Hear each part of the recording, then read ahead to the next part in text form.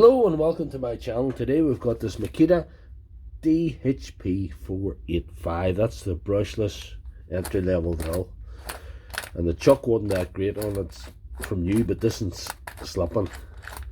It's just so to get this off, there's a couple of things we're supposed to do, and there's a screw down the center, and it's left-hand thread.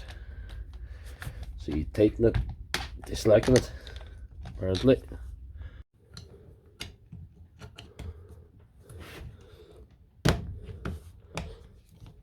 Screwdriver's not going to lift it. There's a couple of different ones here.